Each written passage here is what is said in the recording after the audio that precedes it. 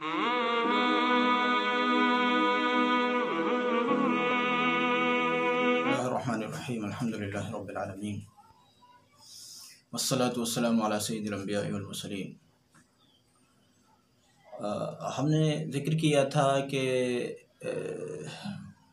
माह मुबारक ज़िलहिज में यानी बकरीद चूँकि आ रही है तो इस माह मुबारक में जो शुरू हो रहा है, शुरू होने को है, इसके मुताल्लिक़ जो अहकाम व मसाइल हैं, चाहे वो रोज़े से मुताल्लिक़ हों या बाल काटने नाखून काटने से मुताल्लिक़ हों या क़ुरबानी से मुताल्लिक़ हों या लॉकडाउन में ईद उल अज़हा किस तरह से गुजारनी है या किस तरह से नमाज़ ईद उल अज़हा पढ़नी है, इन सब चीज़ों से मुताल्लिक़ हो तो हम इंशाअल्लाह इस पर ख़ुसूसी क्लिप्स बनाएंगे और उसमें मुख्तलिफ़ उसके एपिसोड्स हम जो है बनाकर उसको अपलोड करेंगे, आप तक पहुँचाएँगे इंशाअल्लाह।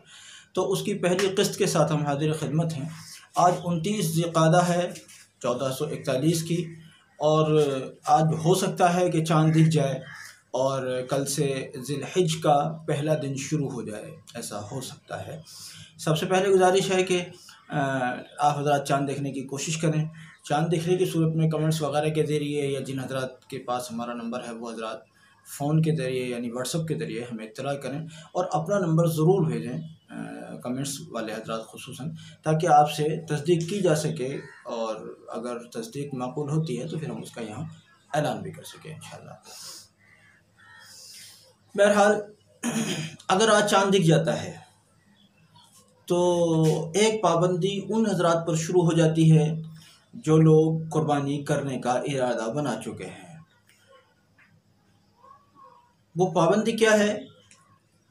वो पाबंदी है नाखून काटने, बाल काटने वगैरह की, कि जिन हज़रात ने कुर्बानी करनी है हदीस शरीफ पर अमल करते हुए, जैसा कि हदीस शरीफ में है कि कुर्बानी करने वाला शख्स नाखून और बाल न काटे। उलमा ने इसको मुस्तहब के दर्जे में बयान फरमाया है।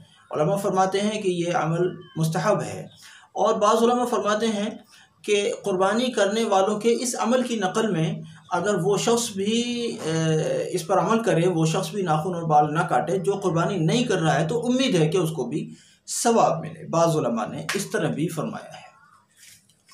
अच्छा, एक बात यहाँ और ज़िक्र कर दूँ, अगर कोई शख्स कुर्बानी कर रहा है और वो नाखून काट लेता है चाँद दिखने के बाद कुर्बानी से पहले, या बाल काट लेता है या खाल का कोई हिस्सा, बाज़ औक़ात ऐसा भी होता है कि खाल वाल ऐसी होती है उसको काट लेता है आदमी, तो ये तीनों चूँकि एक ही चीज़ है, तो अगर वो खाल काट लेता है थोड़ी बहुत कहीं से या बाल काट लेता है या नाखून काट लेता है तो उसकी कुर्बानी में कोई फ़र्क नहीं पड़ेगा। ये बात जहन में रहे। ये हो सकता है कि किसी के दिमाग में ये बात हो कि हमने नाखून काट लिया और हमारी कुर्बानी पर फ़र्क आ गया, या हमने बाल काट लिया हमारी कुर्बानी पर फ़र्क। नहीं भाई, ऐसा नहीं है, कुर्बानी पर फ़र्क नहीं आएगा इंशाअल्लाह, लेकिन ये अमल मुस्तहब छूट गया। हदीस शरीफ में जो जिक्र किया गया है वो हदीस पर अमल नहीं हुआ। याद रहे कि हदीस में उन लोगों के लिए ज़िक्र है जो कुर्बानी करने का इरादा करते हैं। उलमा ने यहाँ भी जिक्र किया है कि अगर कुछ ऐसे लोग हैं जो कुर्बानी नहीं कर रहे हैं या उन पर वाजिब नहीं है, तो ऐसे लोग इस बुनियाद पर कि भाई कुछ जो लोग नहीं कटा रहे हैं कुर्बानी करने की बुनियाद पर, उनकी नकल की जाए तो मुमकिन है अल्लाह रब्बुल इज़्ज़त उनको सवाब भी अता फरमाए। एक और बात यहाँ जिक्र करें कि अगर आज चाँद दिख जाता है तो कल पहली तारीख होगी ज़िलहिज की, तो ये जो अब 9 दिन जो शुरू होंगे चाँद दिखने की सूरत में कल से शुरू होने वाले दिन, इन 9 दिनों में रोज़े रखना हदीस शरीफ में इसका ज़िक्र मौजूद है, इसकी फजीलत मौजूद है और फरमाया गया है कि इन 9 दिनों में की जाने वाली नेकी किसी दूसरे दिन में की जाने वाली नेकी, यानी कोई और दिन में की जाने वाली नेकी इन दिनों में की जाने वाली नेकियों का मुकाबला नहीं कर सकती। इन दिनों में किए जाने वाले नेक अमाल वो इतने ज़्यादा बढ़े हुए हैं। इसी तरह से हमें बचना चाहिए मुनकरात से और नवाही से और बुरे कामों से कि जब नेकियों का भाव बढ़ जाता है तो खुदा न खास्ता बुराइयों का भाव भी न बढ़ जाए। अल्लाह रब्बुल इज़्ज़त हमारी हिफाजत रखे। बहरहाल ये अशरा मुबारक शुरू हो रहा है, ये बड़े मुबारक अय्याम हैं, बड़े मुक़द्दस और मुतबरक अय्याम हैं। एक सवाल यहाँ ये पैदा होता है कि क़ुरबानी कौन करे?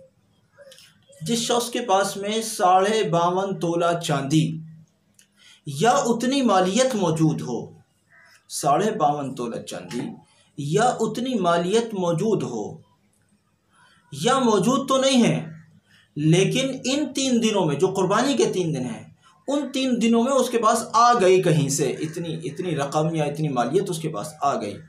अब उसके ऊपर कुर्बानी का करना वाजिब होगा, चाहे वो मालियत उसके पास तीसरे दिन भी क्यों नहीं आई।